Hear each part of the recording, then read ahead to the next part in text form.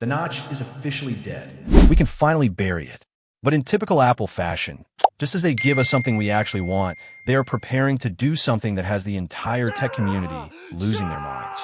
We are reportedly just weeks away from the launch of the iPhone 17e.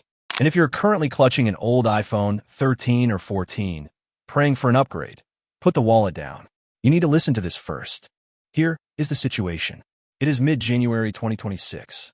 The factory lines in Asia are already running hot. Why? Because the 17e has officially hit mass production. The supply chain data is pointing directly to a late February reveal. That is less than 30 days away. But here's where things get weird. Usually the SE or E series is just a recycling bin for old parts. They take an iPhone 8 body, slap a new chip in it, and call it a day. Not this time. Let's talk about the brain inside this thing. This part actually makes no sense. The iPhone 17e isn't getting a hand-me-down chip from last year. Reports suggest it is packing the A19 chipset. That is brand new, flagship-level silicon. And the kicker? 12 gigabytes of RAM. Why on earth would a budget phone need 12 gigs of RAM? Because of Apple Intelligence. To run the full 2026 AI suite locally on the device, Apple had to beef up the memory. This means this entry-level phone will literally outperform Android flagships that cost twice as much. It is a performance monster. But there is always a catch. And this one might actually be a deal breaker for you. Apple is finally giving us the dynamic island on the budget model.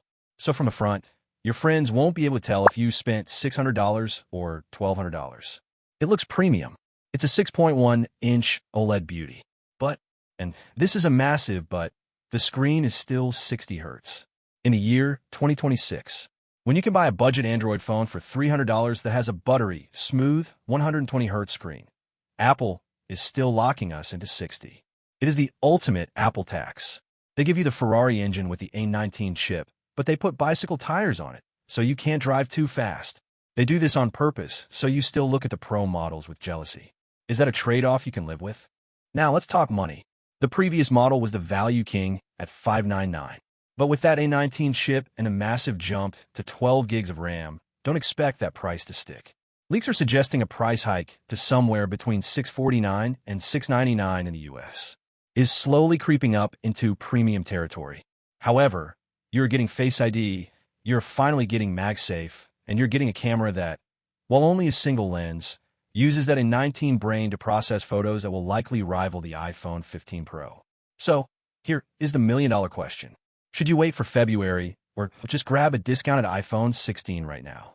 If you care about AI, and you want a phone that will stay fast until the year 2032, you wait for the 17e. That chip is totally future-proof. But if you're the type of person who notices the stutter of a 60 Hz screen, this phone is going to drive you absolutely crazy. Honestly, I think the Dynamic Island Plus that A19 power makes this the best budget iPhone we have seen in years, even with the slow screen. But I want to hear from you. Does a 60 Hz screen actually matter to you in 2026? Or are you just happy to finally have a Dynamic Island? Let me know in the comments below. I'll be doing a full speed test the second this thing drops in February. So make sure you hit that subscribe button so you don't miss it. I'll see you in the next one.